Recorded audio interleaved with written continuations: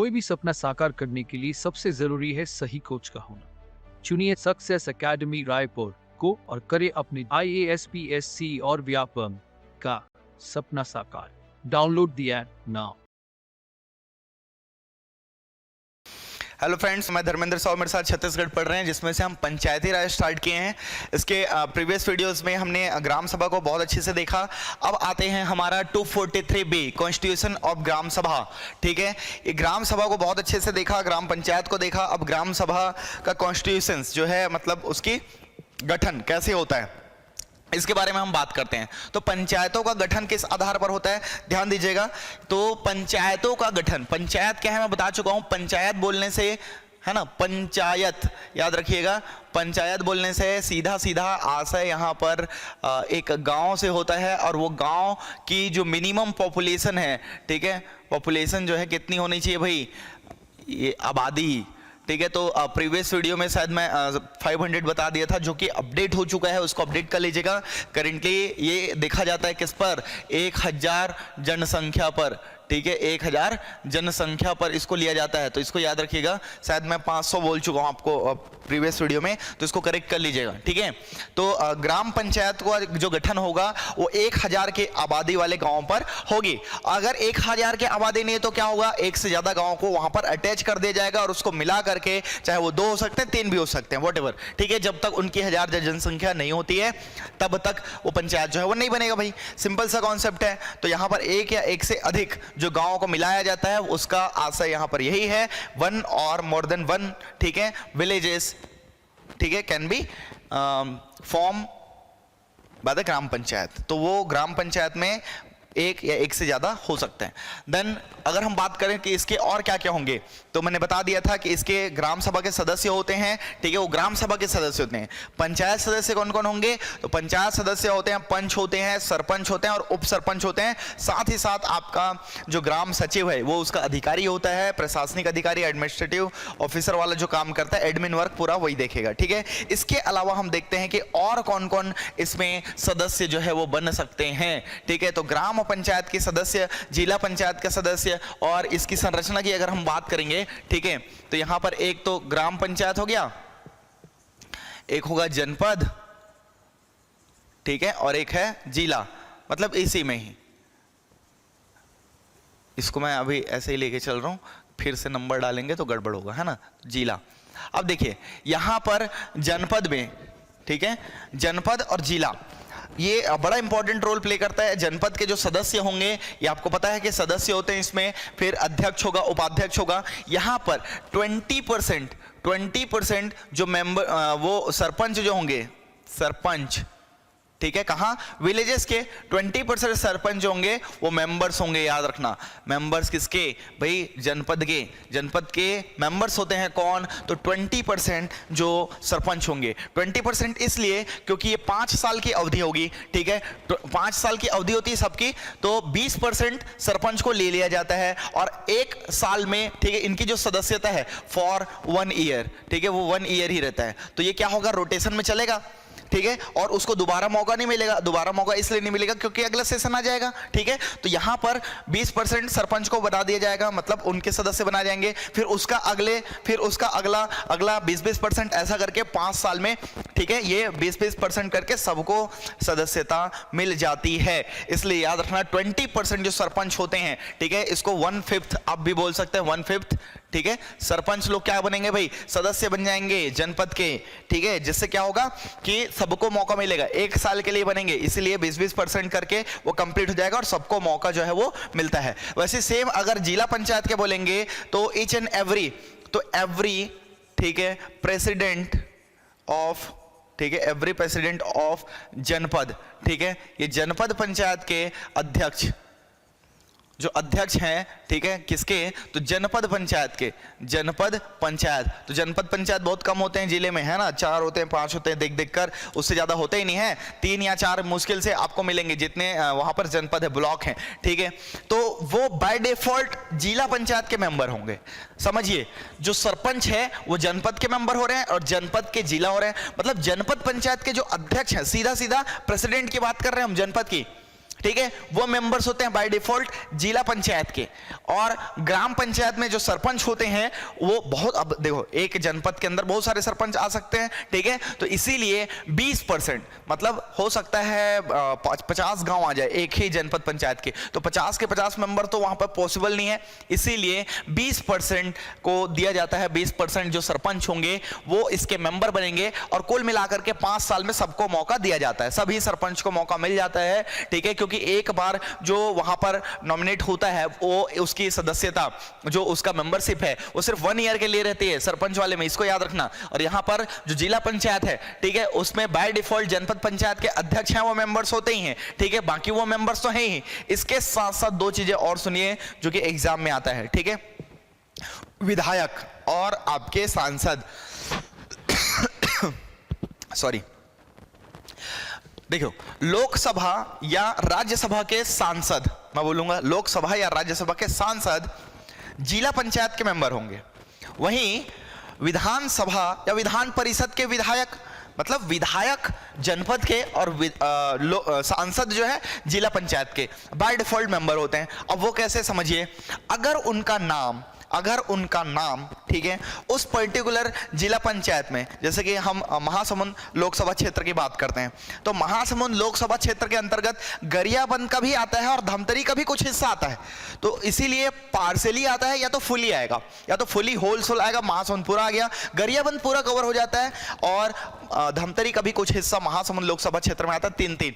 तो वहां पे जो धमतरी जिला पंचायत का या फिर गरियाबंद भी जिला पंचायत है तो उसके भी सदस्य हो सकते हैं, बशर्ते याद रखिएगा वो तीनों का वो होगा, महासमुंद का जो लोकसभा अध्यक्ष होगा, सॉरी महासमुंद के लोकसभा का सांसद जो होगा वो तीनों जिले का होगा। लेकिन कैसे, तो उसका या तो पार्सली पार्ट आना चाहिए या फिर फुली आना चाहिए। लेकिन सबसे बड़ी चीज है कि उनका नाम रजिस्टर्ड होना चाहिए पर्टिकुलर ग्रामीण इलाके में, रूरल इलाके में। दैट मींस वो किसी ना किसी ग्राम पंचायत का उसमें होना चाहिए, याद रखना, किसी ना किसी ग्राम पंचायत में, या फिर ठीक है ग्राम पंचायत में ही उसका नाम होना चाहिए, तब जाकर के वो आएगा, अदरवाइज नहीं आएगा। चाहे वो जिला मतलब कोई भी सांसद हो, चाहे वो कोई भी विधायक हो, अगर उसका पूरा पूरा वो आ जा रहा है, अगर वो पार्सली आ रहा है ना क्षेत्र में तो चलेगा, पार्सली अगर रूरल एरिया में आ रहा है और पार्सली अर्बन में आ रहा है तो उसको मेंबर माना जाएगा। लेकिन फुली वो रूरल एरिया में नहीं आता, that means fully urban area में आ रहा है तो उसका नाम शामिल नहीं किया जाएगा, क्योंकि ये मैं बता चुका हूं पंचायती राज किसको रिप्रेजेंट करता है, आपका रूरल एडमिनिस्ट्रेशन को करता है। और अगर वो जैसे रायपुर सिटी का ही कोई सांसद है, ठीक है, तो वो जिला पंचायत का सदस्य नहीं बनेगा, याद रख लेना, ठीक है। महासमुंद का अगर मेन सिटी का कोई सांसद है जिसका रहने का जो जगह है या एरिया है, जो लोकसभा क्षेत्र है, वो अगर पर्टिकुलरली सिटी में आ रहा है उसका घर का, ठीक है, जिसका रजिस्टर्ड है वोटर लिस्ट में, तो वो उसमें शामिल नहीं होगा, इसका मेंबर नहीं होगा। ये याद रखना, ये बड़ा इंपॉर्टेंट है, ठीक है। जनपद में विधायक होंगे और जिला में कौन होंगे, तो सांसद होंगे। तो ये याद रखना, जिले में जिला पंचायत के जो सदस्य होंगे, है ना, और यहां पर जनपद पंचायत के सदस्य, तो विधायक में भी सेम रूल लागू हो जाएगा। उस जनपद के अंतर्गत उसका नाम आना चाहिए भाई, वो भी रूरल एरिया में, तब जाकर के वो उसका मेंबर बनेगा, अदरवाइज नहीं बनेगा, चाहे वो किसी का भी हो। यहां पर राज्यसभा का भी आपका सांसद हो सकता है या फिर लोकसभा का भी हो सकता है, दोनों के लिए सेम नियम लागू होंगे। तो होप सो ये सारी चीजें क्लियर हो गई होंगी। बहुत छोटी सी चीज है लेकिन बड़ा इंपॉर्टेंट है ये, ठीक है, इसको याद रखना। ये सब क्या कहलाते हैं, ये सब नामित सदस्य कहलाते हैं, नॉमिनेटेड मेंबर्स कहलाते हैं, ठीक है, बाय डिफॉल्ट होते हैं ये नॉमिनेटेड, ठीक है, नॉमिनेटेड मेंबर्स, नामित सदस्य, इसको बोलते हैं नामित सदस्य। तो नाम ये कुछ पूछ सकता है आपको, नामित सदस्य कौन होंगे, तो जिला पंचायत और जनपद पंचायत में, ठीक है, जनपद पंचायत में विधायक और जिला पंचायत में जो सांसद होंगे वो नामित सदस्य होते हैं, बशर्ते उनका जो वो है कम से कम पार्शियली उस रूरल एरिया में आना चाहिए, तभी जाकर के वो बन पाएंगे, अदरवाइज नहीं, ठीक है। और बाकी चीजें तो क्लियर हो गया होगा कि भाई इनके सीट जो है मैं पहले बता चुका हूं, पंचायत के सीट कितनी होती हैं, तो 10 से 20, और जनपद की 10 से 25 और जिला की 10 से 35। दैट मीन्स मिनिमम तीनों में 10 ही है, मैक्सिमम को याद रखना है 20, 25 एंड 35, ठीक है, याद रहेगा। तो होप से ये सारी चीजें क्लियर हो गई होंगी। इसमें इतना ही है, कॉन्स्टिट्यूशन कैसा होता है, कैसे गठन होता है इनका, तो आपको पता है। इसके सदस्य होते हैं, मेंबर्स होते हैं, मेंबर्स जो हैं वो चुन करके जाते हैं, अपने बीच में वो अध्यक्ष को और उपाध्यक्ष को दोनों को क्या कर लेते हैं, ये लोग चुन लेते हैं जनपद और जिला में, ठीक है।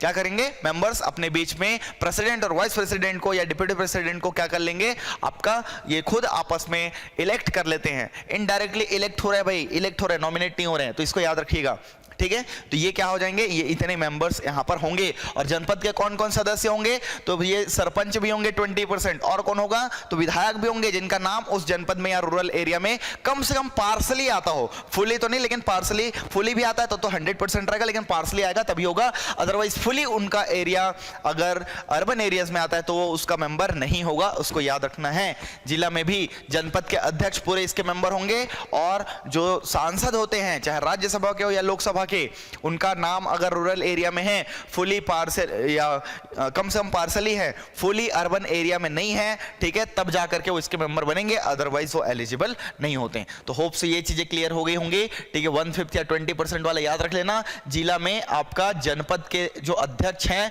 वो होंगे, इसको याद रख लेना, ठीक है। और ये जो मैं बताया अभी विधायक को और इनको, तो ये नामित सदस्य कहलाते हैं, इलेक्टेड मेंबर्स नहीं होते। ये जो सरपंच है यहाँ पे आ रहे हैं, ये नामित सदस्य होंगे, यहां से यहां आ रहे हैं वो नामित सदस्य हैं, नॉमिनेटेड मेंबर्स हैं, ठीक है। तो इसको याद रखिएगा, पूछता है ये, तो ये चीज तो क्लियर हो गया होगा। और जैसे कि ये सरपंच है, अब भाई सरपंच में 20% को हम ले रहे हैं, तो नाम कैसे आएगा, तो इसका जो नाम है वो लॉट सिस्टम से होता है, लॉटरी सिस्टम बोलते हैं, ठीक है। दैट मींस चिट्ठी निकाली जाती है और इसमें ये जो है ये सदस्य बनेंगे, ठीक है। तो 20% को लेना है, सभी सरपंच को उसमें रख दिया जाता है, और सभी सरपंच में से जैसे 20% है, मान के चलो 50 गांव हैं और हमको कितना लेना है, उसमें 50 गांव हो गए, तो 20% लेना है, तो 10 सरपंच को हमको लेके चलना है, ठीक है। ऐसा एक, हालांकि इसमें कम आएगा, जैसे कि 20 हम लोग ले लिए, चलो, है ना, 20 गांव आए, 20 गांव एक जनपद के अंतर्गत आए, ठीक है। तो उसमें से हमको 2 को लेना है, तो 20 के 20 के नाम रहेंगे, ठीक है। लेकिन 2 चीट उठाया जाएगा, जिसका आ गया वो इसमें शामिल हो जाएगा, वो नामित सदस्य हो जाएगा। फिर अगली बार इनका 1 साल का पीरियड जैसा ही खत्म होगा, उन दोनों का नाम उस लिस्ट में नहीं रहेगा। अब कौन बचे, ठीक है। अब वहां पर कितने बचे, 8 लोग बचे, ठीक है। तो 8 लोगों का 20 लोग में से ये निकल गए, ठीक है। तो सॉरी 20 गांव है ना, तो 20 गांव का 10% 4 लोग होंगे, ठीक है। तभी तो 4 गुना 5 ये 20 हो जाएगा, तो 4 लोगों का नाम होगा। अब बचे कितने लोग, 16 लोग, उसमें से फिर 4 लोगों को निकाल दिया जाएगा यहाँ पे लॉटरी सिस्टम से। फिर कितने बचे, तो 16 में फिर 4 कम हो जाएगा, तो 12 बचेंगे, फिर इसके 4 निकल जाएंगे, फिर 12 में से ये 4 निकले, ठीक है। ऐसे ऐसे 5 साल में सबको मौका मिलेगा, फिर ये 8 हो जाएंगे, फिर 4 निकले, फिर ये आपका फाइनली जो है ये 4 जो है निकल जाएंगे। तो ये 1 2, ठीक है, ऐसे कर करके फिर फाइनली जो 4 बचे ये फाइनल ईयर में जाएंगे। तो ये फर्स्ट ईयर में, सेकंड में, थर्ड में, फोर्थ में और ये 5th ईयर में जो बच गए सबको मौका मिल जाता है। तो ये चीजें आप लोगों को लिए क्लियर हो गया होगा, ठीक है। तो इन सब चीजों को ध्यान दीजिएगा भाई, बड़ा इंपॉर्टेंट है और ईजी भी है समझने के लिए। कई लोगों को डाउट रहता है, इसलिए मैं बता दिया, ठीक है। चलिए आगे बढ़ते हैं। तो होप से सारी चीजें क्लियर हो गई होंगी, ठीक है। अब देखो ये संरचना जो कंपोजिशन है ना, ये कुछ नहीं है, ये त्रिस्तरीय संरचना को ही बताता है। हमारे यहाँ छत्तीसगढ़ में कितने लेवल पर है भाई, 3 लेवल पर है, जिला, जनपद और ग्राम, ठीक है। ये त्रिस्तरीय संरचना या कंपोजिशन जो है वो है। डिस्ट्रिक्ट पे जनपद है ना, जनपद ही बोलते हैं इसको, या फिर आपका ब्लॉक, ठीक है, विलेज या फिर ग्राम, दोनों यूज होता है इंग्लिश में, है ना, याद रखना, टर्म जो है वो डिसाइडेड है। अब कंपोजिशन में कैसा होगा, तो ये सारी चीजें मैं पहले से ही बता चुका हूं कि एक कौन होगा, अध्यक्ष होगा, प्रेसिडेंट, एक उपाध्यक्ष होगा, ठीक है। उपाध्यक्ष मीन्स आपका वाइस प्रेसिडेंट बोल सकते हो, उपाध्यक्ष, और सदस्य होंगे। तो सदस्य में ही शामिल होते हैं, याद रखना, ठीक है। सदस्य में ही मैं बताया था, जिला पंचायत में जो सांसद हैं वो नॉमिनेटेड मेंबर्स कहलाते हैं, ठीक है। जो इलेक्टेड मेंबर्स हैं वो डायरेक्ट इलेक्ट होकर के आएंगे। नॉमिनेटेड मेंबर्स कौन कौन होंगे, तो जनपद के पूरे जो अध्यक्ष हैं वो जिला पंचायत के नॉमिनेटेड मेंबर्स होते हैं, प्लस जो लोकसभा या राज्यसभा के क्या होंगे, सांसद होंगे, ठीक है, मेंबर्स ऑफ पार्लियामेंट, ठीक है, who is belong to rural area partially और फुली, वो इसके मेंबर्स होंगे। अगर वो बिलोंग नहीं करता, वो फुली बिलोंग्स टू, अगर वो किस में है, अर्बन एरियाज में है, देन ही और सी इज नॉट एलिजिबल टू, ठीक है, यहां पे members for the members of जिला डिस्ट्रिक्ट पंचायत, इसको याद रखिएगा, ठीक है। कौन, जिनका फुली अर्बन एरिया में है उनका, तो यहां पर याद रखना। सेम जनपद में भी सेम हो जाएंगे, और विलेज में मैं बता चुका हूं, विलेज में क्या क्या हो जाएगा, ये सेम हो जाएगा ना ये। और विलेज में तो इसी को नाम दे दिया गया है सरपंच, सरपंच, उप सरपंच और आपका पंच। एडमिन ऑफिसर कौन है भाई, एडमिन ऑफिसर मतलब प्रशासनिक अधिकारी, यहां पर सीईओ कहलाएगा, यहां सेम है। और यहां पर ग्राम सचिव कहलाता है, ग्राम सेक्रेटरी, ठीक है, विलेज सेक्रेटरी न बोल के ग्राम सेक्रेटरी बोलते हैं, या विलेज सेक्रेटरी भी बोलो तो वही है। यहां पर ग्राम सचिव, ये पूरा का पूरा एडमिन देखता है। यही आपका कंपोजिशन है, यही संरचना है आपका पंचायती राज का। क्लियर हो गया होगा, बहुत इजी है, ये तो पहले भी बता चुके हैं, लेकिन ये फिर से आर्टिकल में आया। अब देखते हैं आरक्षण की बात, देखते हैं। Reservation, D for dangerous, C for संरचना कंपोजिशन, ठीक है, बी से आपका गठन कॉन्स्टिट्यूशन फॉर्मेशन, ठीक है, जो भी आप याद रखना चाहें। ए में ग्राम सभा था। अब देखो क्या है, तो चूंकि 1993 में, जब 1993 में एक्ट पास हुआ, ठीक है, पंचायती राज 73rd आपका कॉन्स्टिट्यूशनल अमेंडमेंट के साथ, तो यहां पर जो रिजर्वेशन है, ठीक है, रिजर्वेशन कितना रखा गया था, तो 1/3 या फिर 33% रखा गया था। किसके लिए, एससी और एसटी के लिए, याद रखना, ठीक है, ये आपका था। एससी और एसटी के लिए कितना था, 1/3 या 33%। बट क्योंकि पंचायती राज किसका सब्जेक्ट है, ये आपके स्टेट का सब्जेक्ट है, तो राज्य सरकार इसमें जो चाहे वो संशोधन कर सकती है, अमेंडमेंट कर सकती है। तो हम छत्तीसगढ़ के पॉइंट ऑफ व्यू से देखेंगे, छत्तीसगढ़ में ये अमेंड कर दिया गया, ठीक है। और कितना किया गया, तो यहां पर 50% रिजर्वेशन है, 50% किसके लिए, एससी और एसटी के लिए, ठीक है, 50% रिजर्वेशन रहेगा। और आपको मैं बता दूं, जो शेड्यूल एरिया है, ठीक है, शेड्यूल एरिया, तो शेड्यूल एरिया के लिए क्राइटेरिया क्या है भाई, क्राइटेरिया क्या है, तो ये बहुत लोग को पता नहीं होता कि शेड्यूल एरिया क्या होता है, ठीक है। इसमें अगर मैं बात करूं पॉपुलेशन, ठीक है, एससी प्लस एसटी को मिला करके, ठीक है, पॉपुलेशन जो है एससी प्लस एसटी को मिला करके अगर 50% और मोर हुआ, ठीक है, मोर, तो क्या हो जाएगा, ये आपको शेड्यूल एरिया जो है वो डिक्लेयर करने का राइट्स हो जाता है। किसको, गवर्नर को। गवर्नर जब चाहे, ठीक है, गवर्नर, ठीक है, जब चाहे इनको शेड्यूल एरिया जो है वो डिक्लेयर करती है, ठीक है, गवर्नर को राइट्स हैं, शेड्यूल एरिया डिक्लेयर कर देती है। और शेड्यूल एरिया हो जाता है, तो हमने देखा था ना, दो पंचायत, जो पंचायत होते हैं तो अलग अलग टाइप के हैं, एक जनरल पंचायत होगा और एक शेड्यूल एरिया वाला पंचायत हो गया। कम से कम उसकी पॉपुलेशन या तो एससी का परसेंट 50% या मोर होना चाहिए, या एसटी का, या दोनों मिला करके भी है तो भी वो शेड्यूल एरिया में वो डिक्लेयर हो जाता है, ठीक है। और यहां पर याद रखना, यहां पर, ठीक है, एक अलग रूल चलता है। अगर ये शेड्यूल एरिया में है तो सीधा सीधा ये शेड्यूल एरिया वाला लागू हो जाता है, जिसको हम बोलते हैं पेसा, PE,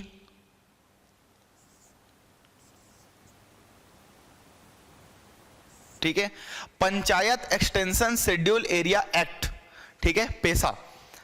यहां पर कौन सा नियम चलता है, panchayat extension schedule area act, PESA, या इस टाइप का पेसा कर लीजिए आप, तो ये पेसा वाला चलता है इसमें। और नॉर्मली जो है हम जो रूल पढ़ रहे हैं वो चलेगा, ठीक है। लेकिन जहां पर ये लागू नहीं होता, अगर वो शेड्यूल एरिया नहीं है, तब के केस में यहां राज्य सरकार 25% ओबीसी को रिजर्वेशन देती है। किसको, ओबीसी को, याद रखना, जिसमें एससी एसटी को, ठीक है, 50% आपका रिजर्वेशन मिल रहा है। और जहां पर 50% से पॉपुलेशन कम है, वो शेड्यूल एरिया में नहीं आता, वहां पर उस क्षेत्र में, ठीक है, ओबीसी अगर हैं तो उनको 25% का आरक्षण दिया गया है राज्य सरकार के द्वारा। तो इसको याद रखना, राज्य सरकार जो है वो 25% आरक्षण दिया। क्यों दिया, क्योंकि ये आपका स्टेट का सब्जेक्ट है, ठीक है, they have rights to do this कि भाई ये अमेंडमेंट किया और उन्होंने दे दिया, क्योंकि यहाँ पर छत्तीसगढ़ में सबसे ज्यादा मैक्सिमम पॉपुलेशन किसका है, अदर बैकवर्ड कास्ट के हैं, ओबीसी के हैं, इसलिए उनको दिया गया। और वहां पर SC ST जो है वो बहुत कम है, 50% है, तो इनको तो रिजर्वेशन मिलेगा ही मिलेगा, उसको भी 25% मिलेगा इनको, ठीक है। इसमें याद रखना, इसमें एक्चुअली 50% SC ST वाला नहीं है, ये एक्चुअली फीमेल को है, ठीक है, फीमेल को। एक मिनट ना, देखिए कैसे समझना है इसको। देखो यहां पे थोड़ा सा कंफ्यूजन ये हो गया कि ये SC ST को मतलब जहां पर पॉपुलेशन जो है SC ST का 50% से ऊपर हुआ तो सीधे सीधे वो शेड्यूल एरिया आ जाता है, ठीक है। यहां पर ये समझिए जो 50% में रिजर्वेशन लिखा हूं ये फीमेल का था, सॉरी, वो मतलब ऐसा नहीं समझना है कि भाई हो सकता है बताने में रह गया हो, तो ऐसा नहीं समझना है कि उस ST SC को 50% जो है वो आरक्षण मिल रहा है। यहां पे आरक्षण महिलाओं को मिल रहा है, दैट मींस 50-50 उनकी भागीदारी चाहिए, चाहे वो शेड्यूल एरिया में हो या नॉर्मल एरिया में, सबके लिए है वो। लेकिन यहां पर समझिए, यहां पर अगर SC ST को मिला करके या सिर्फ SC को या सिर्फ ST को, ज्यादातर क्या होते हैं जहां ST है वहां SC नहीं है, ठीक है, जहां ST है वहां SC नहीं है और जहां SC है वहां ST नहीं है, ठीक है। हाँ बिल्कुल मैं सही बोल रहा हूं, मैं आपको बता दूं बहुत कम है, जैसे कि हम बस्तर और सरगुजा वाले एरिया में देखें तो आपको SC नहीं मिलेंगे, ठीक है, शेड्यूल कास्ट वाले नहीं मिलते हैं, लेकिन हमारे मिड एरिया में मिलते हैं, तो यहां पर ज्यादातर ST नहीं मिलते, वो बाहर से आके बसे हुए हैं, ठीक है, इसको याद रखना। तो इन दोनों को मिला करके या किसी एक को 50% और मोर हुआ तो सीधा सीधा वो शेड्यूल एरिया डिक्लेयर हो जाएगा, और शेड्यूल एरिया होगा, ठीक है, तो उसका रूल क्या हो जाता है, शेड्यूल एरिया के लिए पंचायत एक्सटेंशन पैसा रूल वहां पर लागू होगा, ठीक है, सीधा सीधा पैसा, यहां पॉपुलेशन इतना हुआ तो पैसा लगेगा, panchayat extension schedule area act, जिसके लिए मैं बता चुका हूं जो डिफरेंस क्या था। तो डिफरेंस यही था कि ग्राम सभा में 1/3 उनको दिया जाएगा, क्या 1/3 उसका कोरम रहेगा, और जो लीड कौन करेगा, तो उसके द्वारा जो चुने गए सदस्य होते हैं वही लोग लीड करेंगे, यहां पे पंच सरपंच या उप सरपंच लोग लीड नहीं करेंगे, ठीक है, तो इसको याद रखना है। दूसरी चीजें जो ध्यान देने वाली बात यह है कि शेड्यूल एरिया कब डिक्लेयर होगा, तो 50% से ज्यादा पॉपुलेशन होगा, लेकिन करेगा कौन, ये क्वेश्चन बार बार आता है, ये करने का राइट्स जो है वो गवर्नर को होता है, राज्यपाल को होता है, याद रखिएगा, ठीक है। और पूरे के पूरे पंचायत में जो कि ये 1/3 या 33% जो दिया गया था, ठीक है, इसको SC ST ना लिखिए, इसको फीमेल लिखिए, है ना, इसी के कारण कंफ्यूजन हो सकता हो। फीमेल को मतलब महिलाओं को कितना दिया गया था आरक्षण, 33% दिया गया था, जो कि राज्य सरकार ने छत्तीसगढ़ में कितना दिया है, 50% दिया है, चाहे वो शेड्यूल एरिया हो या नॉर्मल एरिया हो। तो रिजर्वेशन यहां पर महिलाओं को याद रखना है, SC ST के लिए तो सीधा सीधा एरिया हो जाएगा, और जहां पर शेड्यूल एरिया नहीं है वहां पर 25% किसको मिला, OBC को मिला। तो तीन चीज याद रखना है, महिलाओं को कितना, 50%, सीधा कोई भी पंचायत हो, चाहे जिला पंचायत, जनपद पंचायत, ग्राम पंचायत, कोई भी, वॉटएवर, शेड्यूल एरिया हो, कोई भी हो, 50% उनको आरक्षण है, मतलब बराबर की भागीदारी चाहती है गवर्नमेंट, इसलिए 50% दे दिया, ठीक है। SC ST को क्या आरक्षण दिया, तो ST SC का जो आरक्षण होगा, ठीक है, वो नॉर्मली आरक्षण तो है ही 50% के लिए, ठीक है, इनके लिए, लेकिन क्या है कि भाई जिसमें 50% या उससे ज्यादा हो गए तो सीधा सीधा शेड्यूल एरिया आ जाता है, जिसके लिए अलग कानून बन गया, और जिसमें नहीं है उसको याद रखना है, OBC को मिला है 25%, ठीक है, OBC को कितना मिला है, 25% मिला है। तो होप सो ये सारी चीजें क्लियर हो गई होंगी, ठीक है। आरक्षण वाला इसमें कुछ रखा नहीं है, बहुत इंपॉर्टेंट है, इतना आपको याद रखना है। चलिए अब आते हैं ई से अवधि में बताया था, अवधि या कार्यकाल, ठीक है, टेन्योर, ड्यूरेशन ऑफ पंचायत। तो ये पंचायत का ड्यूरेशन कितना होगा भाई, तो 5 ईयर, ठीक है, 5 इयर्स इनका क्या है, ड्यूरेशन है। इस 5 साल में, ठीक है, ये पंचायत जो है ऑटोमेटिकली क्या हो जाएगी, भंग हो जाएगी 5 साल बाद। लेकिन इसके 5 साल के पूरे होने से पहले ही 6 महीना पहले या 6 महीने तक मैक्सिमम कितना टाइम दे दिया गया है, मैक्सिमम इट मैक्स 6 मंथ। अगर कहीं पर भंग हो जाता है या कुछ हो जाता है तो 6 महीने के अंदर चुनाव करना अनिवार्य है भाई। इलेक्शन, ठीक है, विल बी कंपलसरी, ठीक है, या मैंडेटरी, ठीक है, फॉर पंचायत या पंचायती राज, कोई भी हो, वो ग्राम पंचायत का हो सकता है, जनपद का हो सकता है, जिला पंचायत का हो सकता है, ठीक है। जैसे कि एग्जाम्पल दे रहा हूं कि अगर कोई सदस्य है, उसकी मृत्यु हो जाती है, ठीक है, या कुछ और हो जाता है, किसी कारणवश वो सीट खाली हो गया, तो उसके लिए 6 महीने के भीतर उपचुनाव होंगे, ठीक है। जैसे अभी हुए थे विधायक जो हमारे पूर्व मुख्यमंत्री हैं अजीत जोगी जी है ना, उनकी मृत्यु हो गई, तो उनका देहांत जैसे ही हुआ तो वहां पर क्या होगा, उपचुनाव होगा, क्योंकि कोई तो उसको सीट को भरेगा, ठीक है। इसलिए अभी चल रहे हैं उपचुनाव के लिए। उपचुनाव वाला एक वहां पे भाजपा के नेताजी जो खत्म हो गए थे, है ना, आपका नारायणपुर क्षेत्र में, वहां पर उपचुनाव हुआ। तो ऐसे उपचुनाव होते हैं ताकि वो सीट फिर से भर जाए, ठीक है। और वो 6 महीने के भीतर होना अनिवार्य है। अगर सरपंच के साथ या कुछ हो जाता है और तब तक कौन रहेगा, ठीक है, क्वेश्चन आता है। तो देखो एक चीज को समझ लीजिए, 5 साल का टर्म है, 5 साल का टर्म है। तो ये कैसा होगा, 5 साल बाद बाय डिफॉल्ट इलेक्शन होगा। इलेक्शन कौन करवाएगा, तो अभी हम आ रहे हैं, ठीक है, कि आएगा जब, तो उसमें राज्य निर्वाचन आयोग दिया गया है, स्टेट इलेक्शन कमीशन, ठीक है। स्टेट इलेक्शन कमीशन जो है इन पंचायती राज का चुनाव करवाती है। अब इसमें जो चुनाव होंगे, ठीक है, वो 5 इयर्स में बाय डिफॉल्ट होंगे। लेकिन जब ये चीजें अगर कुछ हो जाता है या उसको हटा दिया जाता है, पदों से हटा दिया जाता है, किसी सिंबल को सदस्य को डिस्क्वालीफाई कर दिया जाता है या अविश्वास प्रस्ताव से उसको हटा दिया जाता है, व्हाटएवर ऐसे कोई सिचुएशन आएंगे जिससे ये पोस्ट खाली होगा, चाहे वो मेंबर्स का हो, चाहे अध्यक्ष का हो, सरपंच का हो, व्हाटएवर, ठीक है, तब उपचुनाव होंगे, ठीक है। आपका जो सब इलेक्शन होता है उस इलेक्शन में, ठीक है, या बाई इलेक्शन जिसको बोलते हैं, उस बाई इलेक्शन में क्या होगा, आपका 6 महीने के भीतर करवाना अनिवार्य है। ये मैंडेटरी, ये पूछता है 6 महीने के अंदर होना चाहिए।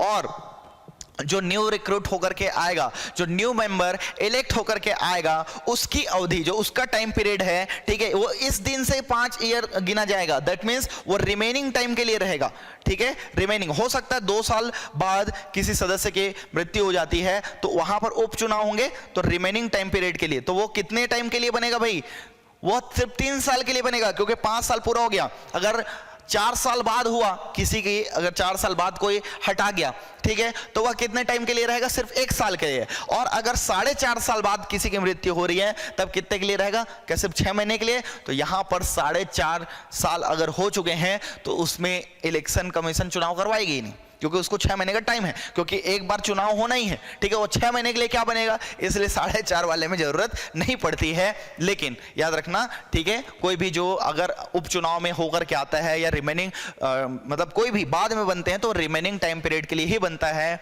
इसको याद रखना। लेकिन अविश्वास प्रस्ताव साल भर के अंदर नहीं लाया जा सकता, ये भी हम देखेंगे। भाई 6 महीना हुआ और आप ले आए तो साल भर के अंदर तो ला ही नहीं सकते, और एक बार में एक ही लाओगे, ऐसा कंडीशन है, हम देखेंगे बाद में वो सब कंडीशन को। तो यहां पे समझ में आ गया होगा कि टेन्योर जो पंचायत का, ठीक है, आपका क्या बोलना चाहिए, इसका जो टर्म है, ठीक है, जो इसकी कार्यकाल है, ये 5 साल की होगी। हर 5 साल में राज्य निर्वाचन आयोग, स्टेट इलेक्शन कमीशन जो है वो इलेक्शन कंडक्ट करेगा, ठीक है, निर्वाचन करवाएगी।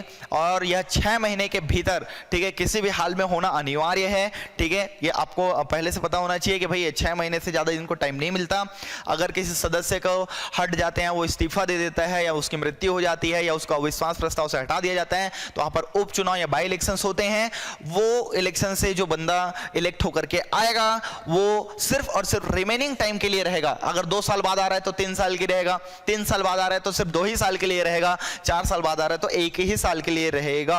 और अगर 4.5 साल बाद कोई ये चीजें होती हैं तो वहां पे जरूरी नहीं है कि वहां पे इलेक्शन करवाया जाए, क्योंकि इनको 6 महीने का टाइम दिया जाता है, इसलिए वहां पे ज्यादातर नहीं होते। मैं डायरेक्टली बता रहा हूँ, 4.5 साल बाद होती है ना तो 6 महीने के लिए कोई इलेक्शन नहीं करवाता, ठीक है। 1-2 महीने तो उसके प्रोसीजर में ही निकल जाते हैं, इसी वजह से नहीं होता। तो इसको आप लोग को याद रखना है, बहुत ज्यादा इंपॉर्टेंट है भाई, ठीक है। तो मेरे ख्याल से अभी तक जितने हम लोग देखें वो सारी चीजें क्लियर हो गई होंगी, और कुछ छूटने से तो रहा नहीं है, ठीक है। हाँ, ये जितना था उससे एक्स्ट्रा ही मैं बताया हूं। तो इतने चीजों को एटलीस्ट आप लोग को याद रखना है। यहां पे बहुत ज्यादा कंफ्यूजन होता है, डायरेक्टली दे दिया था 1 जनवरी, ठीक है, आपका 1 जनवरी 2000, ठीक है, ये मान के चलो दे दिया। 2000 को एक मेंबर जो है सरपंच बना, ठीक है, सरपंच बना, और वह कितना 25, ठीक है, 25 मार्च अप्रैल कुछ भी दे देगा वो, है ना, 25 मार्च, ठीक है, 2003 को, ठीक है, 25 मार्च 2003 को क्या होता है, वह हटा दिया जाता है अविश्वास प्रस्ताव से। एक नया सरपंच बनता है, तब वह कितने के लिए वह सरपंच रहेगा? तो याद रखना, एक यहां से 5 साल काउंट किया गया है, कि यहां से 5 साल काउंट किया गया है, ठीक है, 31 दिसंबर आपका ऐसा काउंट किया गया है। तो याद रखना, यहां से 5 साल कि यहां से 5 साल, तो आपको यहां से काउंट करना है, जो क्योंकि वो बंदा जो आएगा वो रिमेनिंग टाइम पीरियड के लिए ही बनेगा, ठीक है। एक चीज और बता देता हूं जो बहुत इंपॉर्टेंट और इसमें छूट रहा था, अगर कोई भी सरपंच, ठीक है, उसको हटा दिया जाता है या फिर किसी अध्यक्ष को हटा दिया जाएगा, मेनली सरपंच का सुन लीजिए क्योंकि ये डायरेक्ट इलेक्टेड है, इसलिए क्वेश्चन ज्यादा उससे आते हैं। सरपंच हटा दिया, या तो अविश्वास प्रस्ताव से हट गया, या फिर उसकी मृत्यु हो गई, या वो हो गया, तो उसका जगह कौन लेगा, मतलब कौन सरपंच बनेगा, ठीक है, क्योंकि सरपंच का तो इलेक्शन होता है, ठीक है, याद रखना। तो चलो ठीक है, इलेक्शन होता है तो 6 महीने तो लगेंगे, इलेक्शन में भी 6 महीने का टाइम पीरियड दिया गया है, तब तक क्योंकि वो सब क्या बोलते हैं आपका ग्राम सभा की बैठक, एक्टिंग करना, माने कोई भी चीजों में लीड करना, ये सब चीजें कंपलसरी है। तो वहां पर इन सब चीजों को लीड कौन करेगा, दैट मीन्स सरपंच का पदभार कौन संभालेगा? तो आपको लगेगा कि उप सरपंच, जो कि एक गलत आंसर है। उप सरपंच सिर्फ और सिर्फ सरपंच के एब्सेंस में, ठीक है, सरपंच के एब्सेंस में उसके द्वारा वो बोला जाता है कि भाई आप इसको लीड कर लेना, तभी करेगा वो। लेकिन यहां पर कौन होगा, यहां पर प्रासन्न सरपंच होता है, टेम्पररी आपका सरपंच होगा जिसको नाम दिया जाता है प्रासन्न। और ये सरपंच कौन होगा, तो पंच लोग आपस में चुन लेते हैं एक को, वो सरपंच कहलाएगा। पंच लोग चुनेंगे, याद रखना, ग्राम सभा नहीं चुन रही है, पंच चुन रहे हैं अपने बीच से एक सरपंच को। उप सरपंच नहीं करेगा लीड, उस सरपंच को प्रासन्न सरपंच या टेम्पररी सरपंच हम बोलेंगे, जो कि लीड करेगा, ठीक है। मतलब सरपंच का पूरा कार्यभार कौन संभालेगा, उप सरपंच नहीं संभालेगा लंबे टाइम तक। एक आध दिन एब्सेंस वगैरह हुआ, उसका एब्सेंट हुआ, तब जो है उप सरपंच 1 दिन 2 दिन 3 दिन उसकी मतलब मर्जी से करता है। दैट मींस सरपंच की अनुमति रहती है तब जाकर के वो अध्यक्षता करता है, अदरवाइज सरपंच नहीं है, पूरा हट गया तो प्रासन्न सरपंच या फिर टेम्पररी सरपंच बनाया जाता है। कौन बनाएंगे, पंच लोग आपस में बनाते हैं अपने बीच से, याद रहेगा, ठीक है, ये बहुत ज्यादा इंपॉर्टेंट है। सेम अध्यक्ष की अगर कुछ होता है तो उपाध्यक्ष वहां पे करेगा, लेकिन वहीं वो लोग अध्यक्ष की नियुक्ति कर लेते हैं जितने भी मेंबर्स हैं, पहले भी वैसे हुए थे। लेकिन यहां पर सरपंच की नियुक्ति तो हुई नहीं है भाई, यहां तो डायरेक्ट इलेक्शन से आए हैं, इसलिए इंपॉर्टेंट है, इसलिए सरपंच का क्वेश्चन जो है आता है। याद रहेगा, सरपंच की अगर नहीं बना, 1 महीने तक गायब हो गया या फिर उसका तबियत खराब है, तो क्या उप सरपंच संभालेगा? बिल्कुल नहीं, उस समय 1 दिन 2 दिन की बात अलग है, आपको प्रासन्न सरपंच जो है वो बनाना पड़ता है। फिर रिजिग्नेशन और ये सब पे बात करेंगे बाद में, अभी तो खैर ये आर्टिकल्स देखते हैं। तो ये हो गया हमारा डी के बाद ई। फिर एफ से जो डिस्क्वालिफिकेशंस हैं आपके मेंबर्स का, ये सब वीडियो के साथ में, ठीक है, हम फिर आते हैं, ये आपके नोट्स के जैसे काम आएंगे, एटलीस्ट इतना आपको करना ही है, ठीक है। तो होप सो क्लियर हो गए होंगे, अगर डाउट है क्वेश्चन है तो बिल्कुल कॉन्टेक्ट करिए। चलिए, थैंक यू।